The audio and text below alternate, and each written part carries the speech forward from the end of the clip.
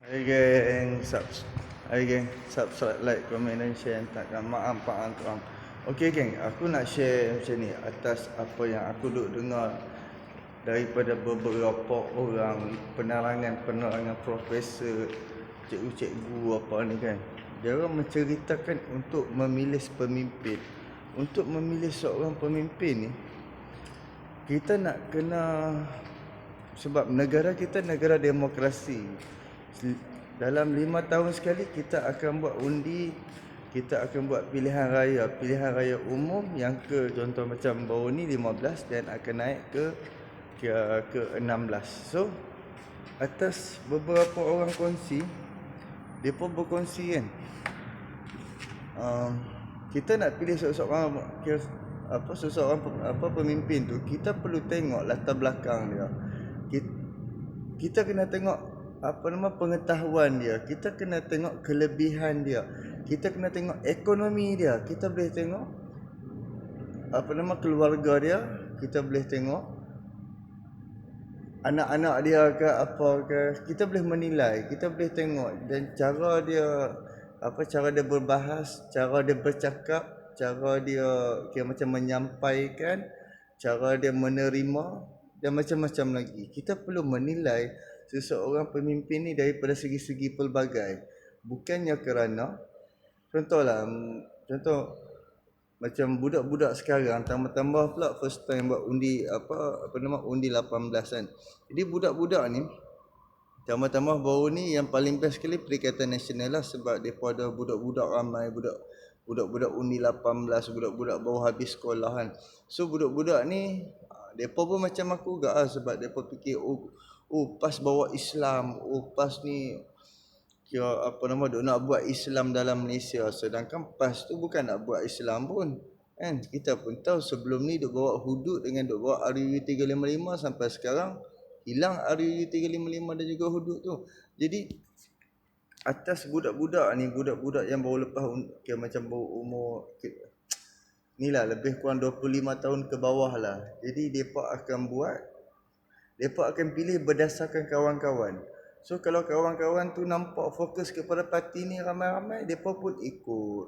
Lepas tu bila mengundi, depa pun mengundi PN. Lepas tu bila macam pimpinan depa dah tak jadi Perdana Menteri, macam orang parti yang depa sokong, presiden yang yang depa nak angkat jadi Perdana Menteri tu, tahu-tahu kawan tu dia tak jadi pemimpin, dia tak jadi Perdana Menteri, habis kecewa, meroyan dekat TikTok, meroyan dekat Facebook, meroyan dekat server WhatsApp. And lepas tu terus dia cerita parti lawan dia ni, parti ni sekian macam-macam cacian hinaan lah, apa segala mak nenek puak-puak budak-budak ni keluarkan. Dan apabila macam semalam Anwar Ibrahim dilantik sebagai Perdana Menteri, so pelbagai pujian atas cara ucapan Anwar Ibrahim, atas apa yang dalam masa semalam dengan hari ni yang Anwar Ibrahim lakukan. Budak-budak pun budak yang sama yang dulu macam sokong PN, dia boleh komen menyesal undi Perikatan Nasional. Bila dia tengok cara percakapan, cara penjelasan dia tu sangat-sangat jelas, budak-budak ni pun lebih baik undi PH lah daripada undi PN kan. Kami kecewa undi PN. Jadi depa boleh tengok perwatakan daripada macam Muhyiddin Yassin dan juga dengan Hadi Awang kan. Depa boleh tengok perwatakan dua orang ni, so depa boleh menilai di antara Anwar Ibrahim dan juga Muhyiddin Yassin yang depa nak angkat jadi Perdana Menteri. So pada pendapat aku, kita nak undi siapa, kita nak angkat orang tu jadi Perdana Menteri ke pemimpin ke, kita kaji dulu latar belakang dia, kita kaji dulu perjuangan dia, apa yang dia kena hadap. And kalau Allah kata dia jadilah, walaupun hang lebay di atas kepala, hang jual agama, hang jual Melayu, hang jual segala mak nenek, tapi Allah kata Anwar jadi, memang Anwar jadilah. And jadi sebelum nak undi untuk pilihan raya untuk apa nama macam 6 negeri, Penang, Selangor, Negeri Sembilan dengan Kelantan, Terengganu, Kedah akan dibubarkan macam Dewan Undangan Negeri lebih kurang dalam 6 bulan lagi, mungkin bulan 5 ataupun bulan 6 akan dibubarkan. Dan kita nak buat pilihan raya ni, pakat-pakat bolehlah menilai setiap parti-parti apakah perjuangan parti-parti politik, dan apabila parti politik tu macam dia jadi kerajaan, apa yang dia buat, apa yang hasil dia dah buat. Sebab kita boleh tengok Selangor, Negeri Sembilan, macam Negeri Sembilan baru 5 tahun. Untuk Selangor dan juga Penang dah 15 tahun diperintah oleh Pakatan Harapan. So kita boleh nilai perubahan demi perubahan demi perubahan menguntungkan rakyat dan juga menguntungkan macam penduduk-penduduk. Walaupun penduduk tu asal usul dia daripada negeri lain, bila dia mai Penang, bila dia mai Selangor, dia macam dia dapat kemudahan. Macam aku orang Kedah, aku menduduk Selangor, aku dapat juga intensif hak yang